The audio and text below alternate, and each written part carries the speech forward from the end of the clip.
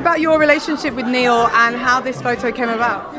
Right, well, this photograph was taken way back in the 1970s, and I worked at an organisation called International Personnel, which is an employment agency to provide employment for the black community who was struggling to find employment even back then. And I came into work one day and found that they'd scrawled "Keep Britain White" on the photo. So the kind of organisation it was, I remember at the time, though I didn't quite understand why there was such an uproar about what happened, because as far as I'm concerned, that kind of reflected the kind of thing I experienced on a daily basis as a child growing up and then as a young adult. But because of the organisations and the context of the people that were there, you know, there were lots of people on the telephone, people were coming down from all these other organisations that were around. And of course, I remember members of the Black Panther had spread around, so they were there. And Neil came down and took this photograph. So I stood there, took the photograph, then there was a lot of talk and action afterwards, and then it just kind of went. So I left there eventually and just continued with my life and completely forgot all about it. I didn't remember it, and somebody said to me, "I've seen a photograph of you in some exhibition in some museum in London, and this was about the year 2000. And this is taken in London." And I thought, now you must have got it wrong, because why would I be in a photograph? And people kept on saying it. And then one day I opened a book and I was looking through Bob Marley, you know, all the big icons of the black community in the 60s and 70s. And I said to my daughter, "There's a picture of me in this book. Oh my God, what is this?" And I then relived the day. And it took me about 2 years to track down Neil. And I rang and I said, "Oh, are you Neil?" I'd emailed him and I said to him, "You've taken a photograph of me."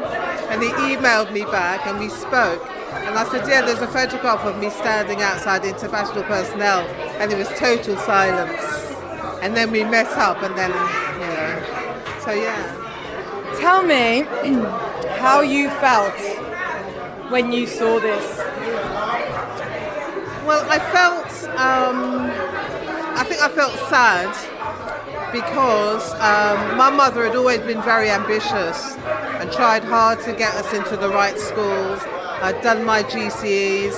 I actually came top in the school of 2,000 girls to get my qualification to be a personal assistant back then in the 1970s, being you know, it just wasn't heard of.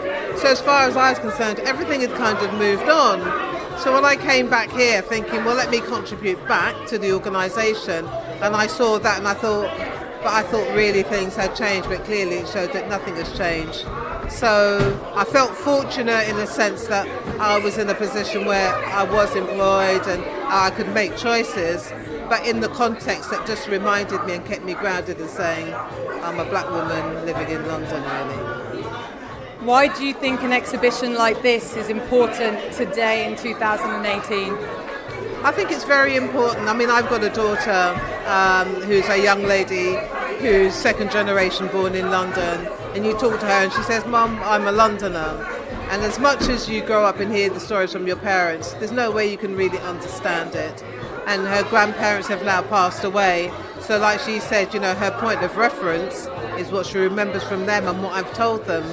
And the bits that she pulls together around the history from what you might read or see on TV, but to see it in this kind of context where we've got the firsts upstairs, you've got this about the resistance, and to see all the people that come here and the level of interest, I think hopefully gives her a sense of pride, knowing that when her parents came here, her grandparents came, and what it would have been like, what it was like for me and her uncles and aunties and all the friends that she knows as adults, and put a context for her situation as a young black woman, and you know the situation for young black people in London, as to understand, so that she hopefully doesn't take it personally and feel that it's something that's her fault, but there is a wider environment that she's part of. So it's very important.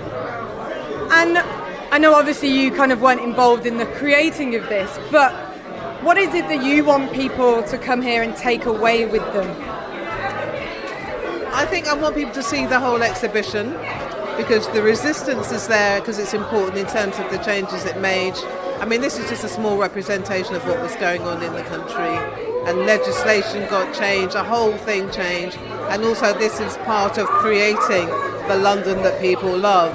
Many of these people would have lived in Brixton, and I said to my daughter, when I walk down here, I can't believe how different it was to when I was 10 or 11 coming to there when nobody wanted to live here.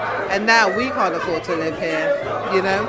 So to look at this exhibition, see the first, see the resistance, and take a walk and look around your own environments, Brixton, Balham, Battersea, Peckham, all those places, which is where all of these, and everything that we have done and where we've lived, to make those now the places that are so desirable that we could do. And also for people like myself to say, look, we're not moving, we're staying. I'm staying in Catford, I'm not moving out to Abbeywood or wherever, so I can benefit from the change myself.